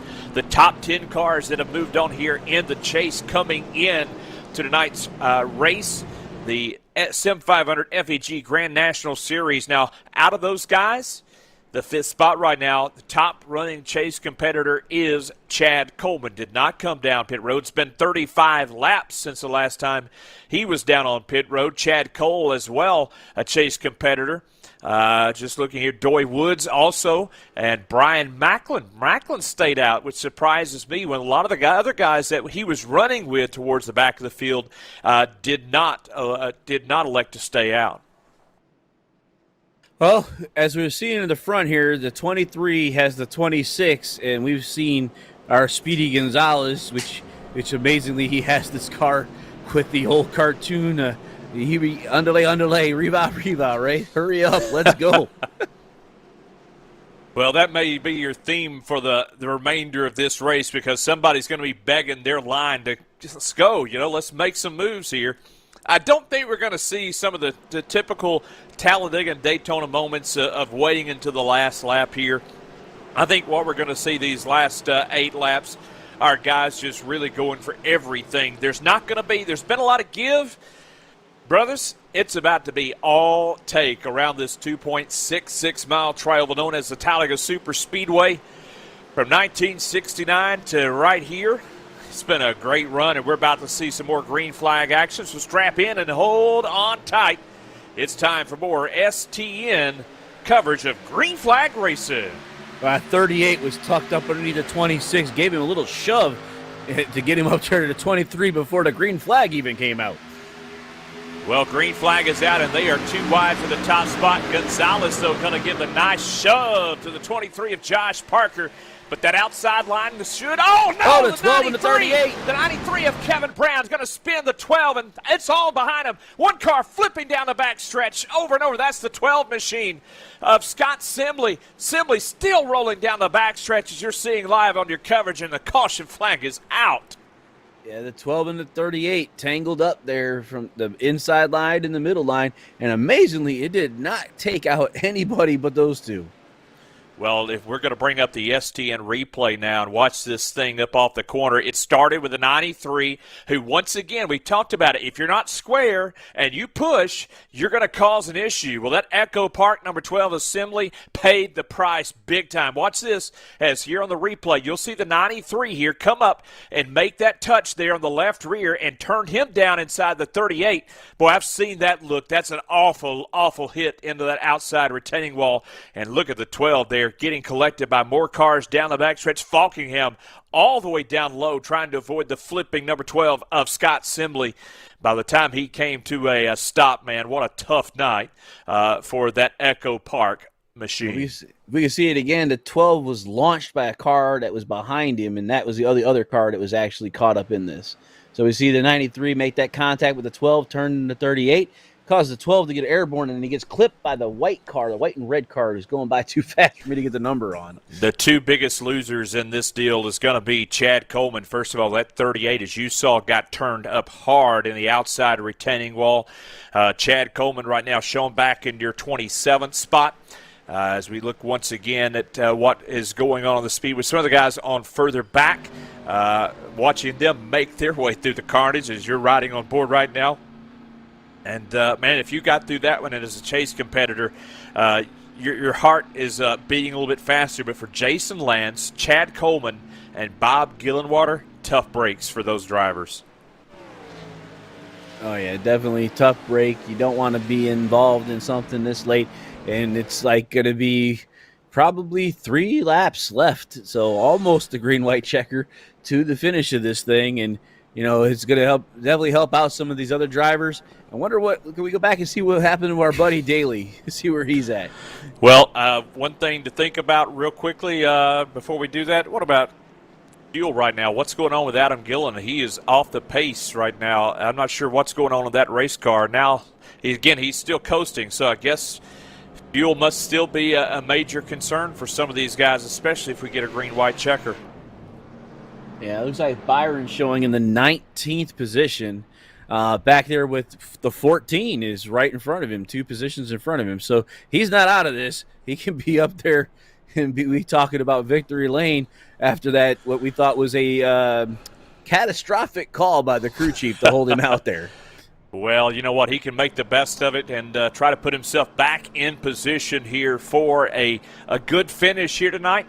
But as you talked about, going to be about 3 laps left when we see the green flag displayed once again. Still a lot of time here around this 2.66 mile trial. A lot can happen.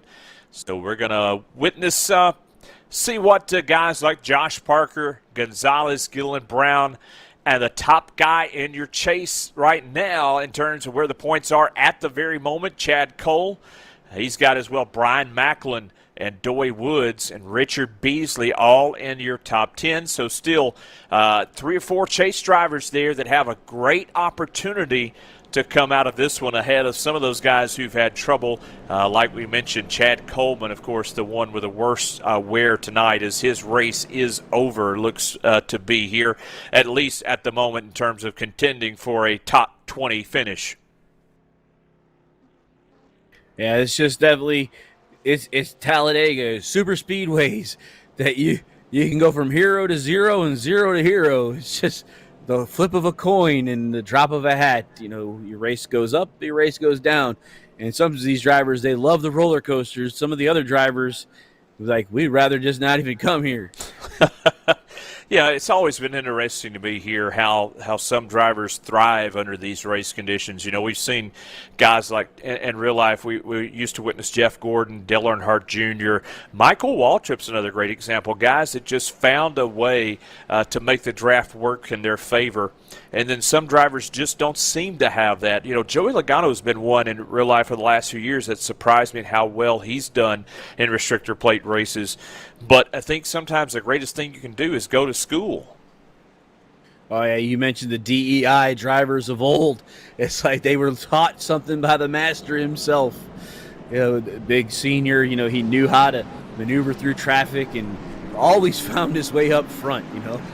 I always love the old stories with him about the open air, the open face helmet, and how he could use that to his advantage and feeling the draft. That's always been something that has just been amazing to me, that he was one of the first guys that really talked about that, and other guys watched him. And he wasn't somebody that just went around the garage area telling all this to. Guys like Jeff Gordon back in the 90s watched him and would just follow him just to learn, to see what he was doing. Eventually, you get enough trust with that old man, he would start to share a little bit of information with you, and been a lot of folks learned a lot from what he did on the speedway. And one of the newest things we've only really talked about in the last 15 years has been the side draft. There was times in my life I wouldn't even know what a side draft was until it really became more of a prominent communication within racing. Well, it's interesting because I do a lot of open wheel, and the Indy cars, you can get a lot of effect off the side. You can take the air off of somebody's car by being next to them. So I guess these NASCAR style machines are starting to learn that as we have more open wheel drivers come over and start sharing their knowledge of what they learned while they were doing things. Well, still under caution, and going to find out here. Should go back next time by, it looks like. It looks like the lights are off, so the pace car should be jumping. There it goes. 23 in the 81 on the inside, a 26 in the 93 on the outside. Let's see who can beat us again with 5 laps to go. All right, here we go, folks. Going to encourage you because it's going to be a wild one here. The FEG Busch Grand National Series here, Sim500, looking for the green flag this time by. Strap in and hold on tight. 5 to go. This one's going to be wild, and the green flag is out. And it looks like the 23 and the 26 together, as the 93 is helping the 26, meaning that high line to the charge with now a newcomer, the 07, Adoy Woods, out there in the 3rd position on the outside line as the 81 and the 23 make contact. Well, you got some new figures up there. Like you said, Doy Woods, Brian Macklin, Richard Beasley. These are chase drivers. How much are they going to work together, and how much are they going to press the issue? 4 laps to go now, working down the backstretch, the outside line. Gonzalez now, the steam on the outside as he's got the 93 of Kevin Brown in tow, the 07 of Doy Woods. Now the inside line beginning to make use of the shorter way around the speedway. Has a bit of momentum as the 81 of Alan Gillen pushing the 23 of Josh Parker back out front. Well, it's amazing. The outside line is where all the chase leaders are at. Well, so far that bottom line there is you've got some of the familiar faces down on the low side, some of the newer figures up on the top side, especially guys like E.J. O'Rourke, Richard Beasley, Doy Woods, and Chad Cole. Again, this has been their plan all night, and they were waiting for the opportunity. Now they've got it. Let's see if they can capitalize. 3 to go, and that outside line is trying to charge to the front, being led by Speedy Gonzalez, and a 3rd line is starting to emerge with the 51. There goes the 93 and the 07. Oh! Turn on the 30. Macklin's going to go around down on the low side of the speedway. He's going to be collected. 3 or 4 cars involved. 54 is involved. More cars going around. And guess what? It's going to be a green-white checker. That's right, my friend. But as we get back there, Macklin was the recipient of a touch that turned his car into traffic. It looked like he gathered it up, though. Yeah, he tried to gather it up. Just wasn't going to be enough. I mean, he was putting a lot of counter steer into that bad boy, but just could not gather it up. Got several cars involved there as we bring up the STN replay. We're going to show you this one back, ladies and gentlemen, as they were making their way down the back stretches. You watch here live. It really started with Doy Woods, up there in front of him, but the 10, looks like the 10 may have made contact with that left rear and got him sideways, and he just couldn't gather it in before it was too late. Wow, and there's all kinds of ping-pong action going on as the 29, looks like, was up in the fence. Joey Gattina also involved in that one. The 54, Makar Matisse, we've talked about him a few times tonight, also involved. And Brian Macklin, though, as we watch watch some of these guys trying to evade him, he's one of your chase competitors, and that's a tough break for him. Lots of wrecked machines from this. Well, there's got to be some repair bills, don't you think? Yep. And let's see something here. Let's see, that 06 got through. Well, it's a good thing he did, because right now he still finds himself where the 06 is currently in 15th spot. The green-white checker still has a chance. It's still anybody's race for that matter. I'm rooting. I like the underdog. Well, let's see. We're going to have a green-white checker here at Talladega Motor Speedway as Josh Parker, Jose Gonzalez, Kevin Brown, Adam Gillen, Chad Cole, your top running chase competitor, followed by Doy Woods, Richard Beasley. Daniel Falkingham, we hadn't talked about him a lot tonight. He's had to make some evasive movers on a couple of occasions. He's riding around in your 10th spot, has a chance for a good finish here tonight in that first-rate bait Chevrolet. Now, this is where I get concerned for fuel. Do these guys have enough? Because at 06, we know he does. But, he could run. If we were doing multiple green-white checkers, he'd be smiling from ear to ear. I think these guys are good to go. As the way this was kind of closed out, enough caution laps have put them in the good, at least through this green-white checker finish. But, folks, we're just glad to be bringing this racing action. Again, this is an occasion where, Harold, you and I got pressed into service today. We're glad to do it. Thankful for the opportunity to be a part of the STN Racing tonight. The Racing Experts are sponsor tonight. Once again, the racingexperts.com, your place for NASCAR, eNASCAR, and other motorsports news. Visit www.racingexperts.com today.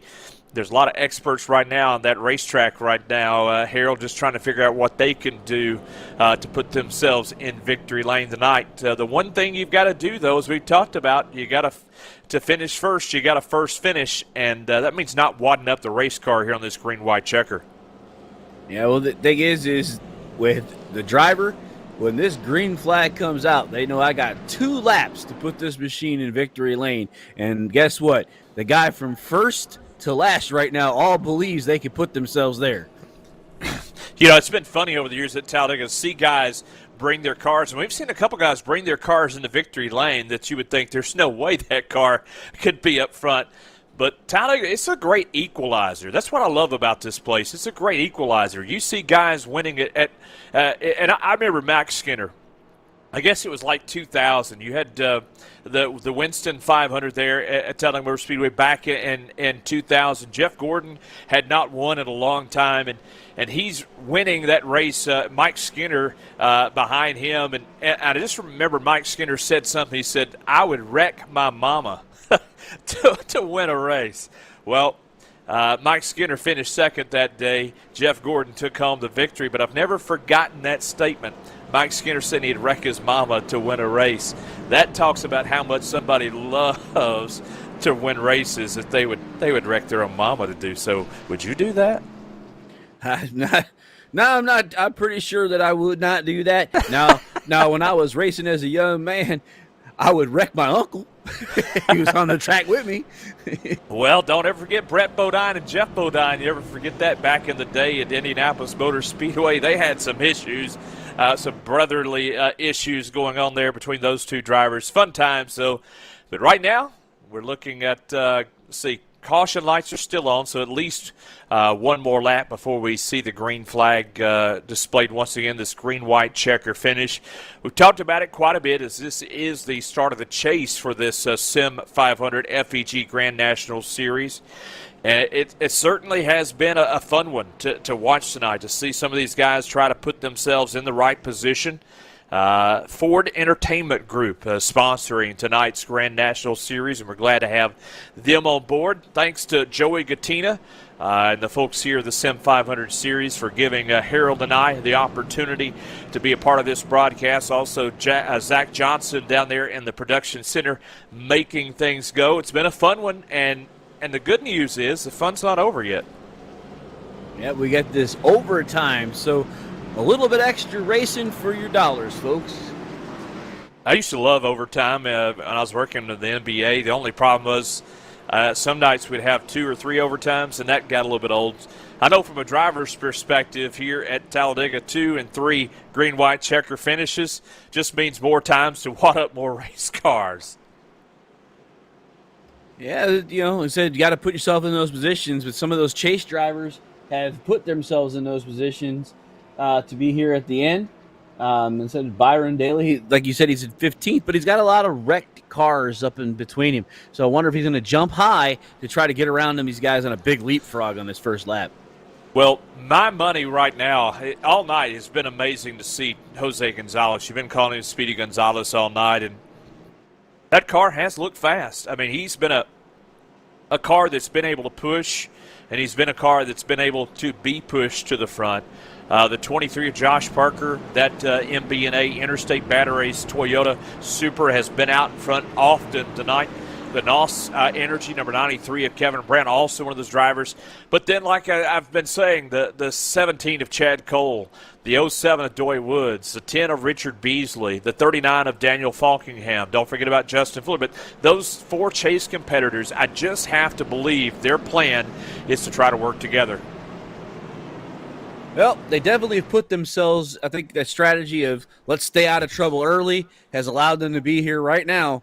And this is where the crew chief and the spotter go, hey, bud, your car, your wheel, bring her home. Bring her home in one piece, right? Well, every racer wants that checker flag, so bring her home to them means nobody in front of me but the checker flag. Well, we're going to find out, ladies and gentlemen, watching the live coverage here on STN as the lights are out atop the pace car.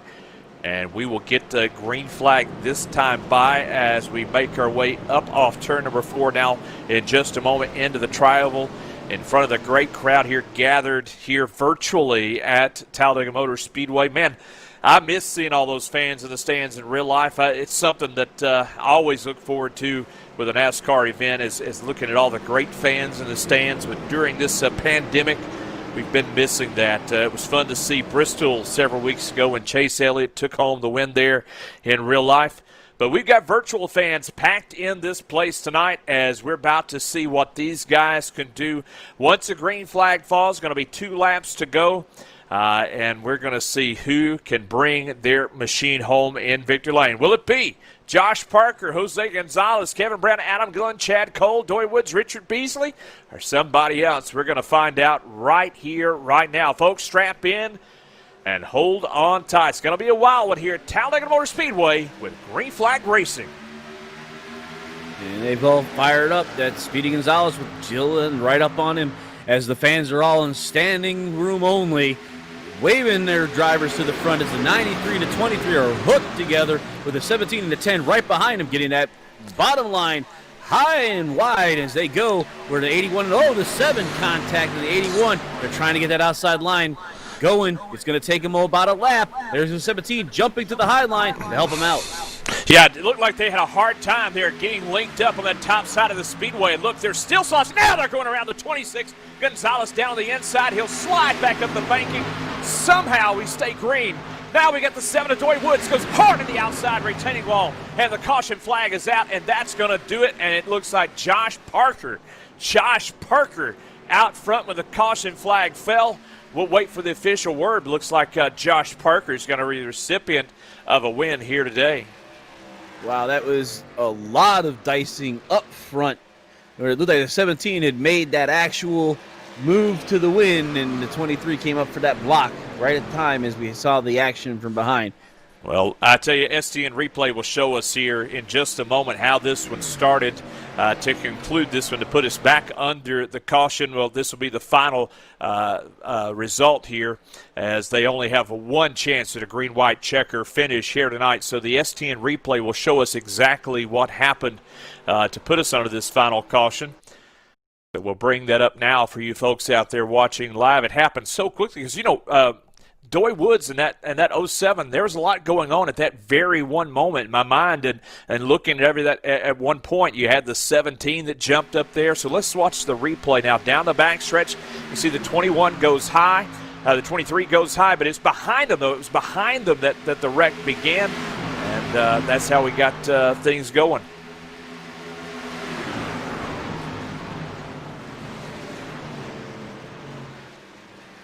They shuffled in front, looked like the 26 was shuffled down, and then the 07 reacted a little bit further back maybe with the 51 made some contact with the 7. Well, looking at that time by, if we could back that up just a little bit, let's see. Oh, it was a 39 made contact with it's the a 7. 39. That's right, the 39 making contact there. And also, look, 81 of Alan Gilliland, maybe a little bit of contact as well. So a lot happened there just in one moment, to be quite honest with you. There were two separate little incidents that started. It looked like one we were going to get through without a caution, but then that second reaction is really what ended up causing the caution. So nevertheless, good night for the 23 of Josh Parker. How about that? 23, and then followed by Kevin D. Brown in the 93, who was pretty good at being a pusher all night. And the first chase contender to be up there is that 17 machine, who looked like he was making a run for the outside line before the 23 jumped up there trying to take the win home with Chad Cole. Well, we will be speaking with your winner tonight, that 23 of Josh Parker, the Interstate Batteries MBNA Toyota Supra. Your winner tonight, Sim500 Grand National Series at Talladega Motor Speedway, as we watch him now coming down the front stretch. And we'll get ready here in a moment to begin his celebratory burnout here at Talladega Motor Speedway in front of these packed grandstands. But we will be bringing you live coverage down in Victory Lane with your winner. I know Harold's going to make his way down to Victory Lane to speak with our race winner after he finishes his celebratory burnout down there in that Interstate Batteries Toyota. But, Harold, while you're making your way down, just an incredible night. I would have loved to have seen this one finish under green, but regardless, it was a great night of racing here at Talladega Superspeedway. Yeah, the 23 basically put himself in position all night long, and I was actually kind of concerned about his fuel strategy with all those lead laps that he'd done throughout this race. But I guess him, his crew chief, and his spotters, they made their money tonight by keeping him out front when he needed to be, and that green-white flag. The green-white checker flag that we just did, he was in the right place, right time to stay out front, put the high block in before the yellow came out, making him our race winner. Well, definitely tonight. The calculators doing the work for some of those guys who elected to stay out and gotten the job done for the 23 tonight of Josh Parker. As he continues his fun burnout down on the front stretch. A good night, though, as you mentioned, for Chad Cole. Chad Cole came in tonight after making his way into the top 10 for the chase, continuing on. And he'll have a good run in third. So let's go ahead real quickly and let's look at the results real quickly. We'll run them down, and then we'll head down to Victory Lane. So Josh Parker, once again, your winner. Second will be Kevin Brown. Third will be Chad Cole. Fourth will be Justin Fuller. Fifth will be Adam Gilliland. Sixth will be Daniel Falkingham. Seventh will be E.J. O'Rourke. Eighth will be Brian Daly. Ninth will be Del Knott. 10th will be Glenn Campbell. 11th will be Bob Gillenwater. 12th will be Jose Gonzalez. 13th, Bobby Wetzel. 14th, Doy Woods. 15th will be Gerald Livingston in his 97 machine. 16th spot tonight will go to the 3 of Jeff Ryan. 17th to Richard Beasley. 18th to Jason Lance. 19th to 92 of Christopher Matthews. 20th to your pole sitter Mike Kelly. 21st is 30 of Brian Macklin after his late race incident. 22nd will go to the 00 Don Runkle Jr.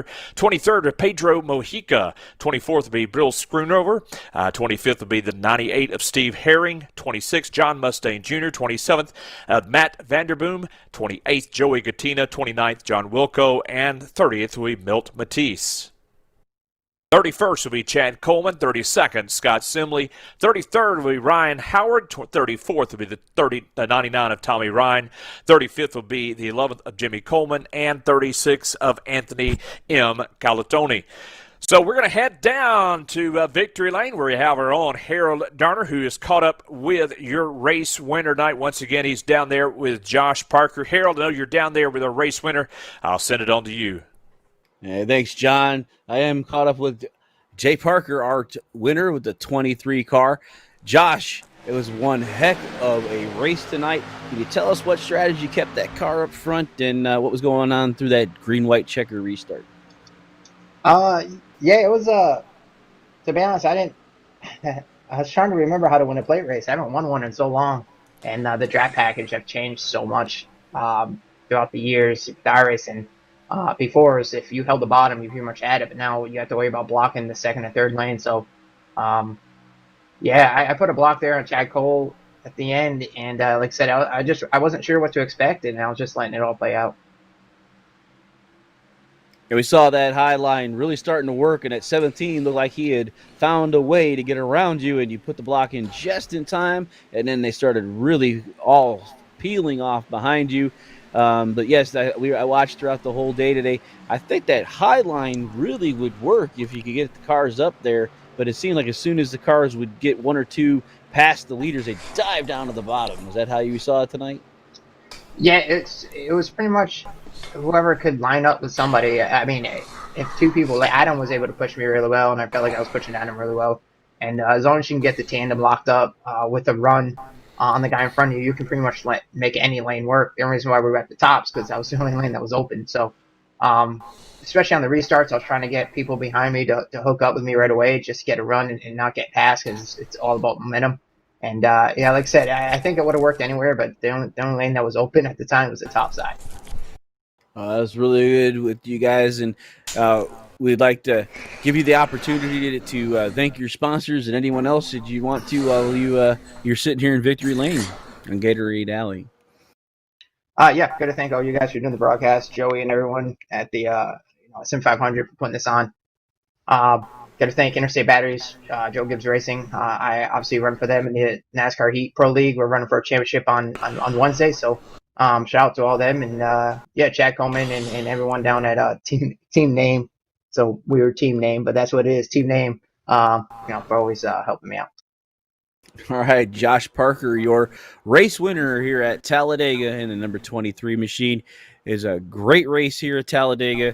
We had only a few cautions, and we did have a couple big ones, but Josh Parker was able to get through all of the incidents with a unscathed car, which I'm sure your owner would love that. Going into next week, what are you guys going to do to continue with this victory? Yeah, I mean, I missed a couple of races at the end, and it locked me out of the chase, so it kind of sucks. But I don't even know where we race next week, Dover or something. I'm not sure, but yeah, just keep the momentum going. Obviously, with this, I've been caught up in a lot of wrecks lately, so finally getting a win is pretty good. All right, your race leader, Josh Parker, thanks for being with us. And over to you, John, to close us out for the day. Well, it's been a great day here at Talladega Super Speedway here in Anniston, Alabama. Just an absolutely fantastic afternoon for racing. And just want to thank all the folks who have joined us here on STN today, and especially our guy, Zach Johnson, down in the production booth, who's done a good job bringing the action to you, all the beautiful camera angles and shots here throughout it. And, plate racing, one of the toughest ways to cover racing because a lot happens very quickly and often. So thank you to Zach for making that happen for us tonight here at Talladega Motor Speedway. Great night here for the Sim500 FEG Grand National Series, and an absolutely fantastic night once again for your race winner. So that's our final thoughts here from Talladega Motor Speedway. Harold, any final thoughts before we close out? Talladega never fails to show us some exciting racing.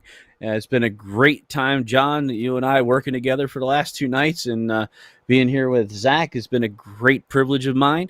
Anytime they'd ask, we'd be back in the Sim500. We tap our hats to those guys for putting on a great show tonight. No doubt. Well, thanks once again to our sponsor here tonight on STN, again, theracingexperts.com. Thanks to Zach, thanks to Harold, and thanks to everyone who's tuned in to be a part of our broadcast. Folks, we hope all of your days and all of your races end up in victory lane. Once again, good night from Talladega Motor Speedway here on STN.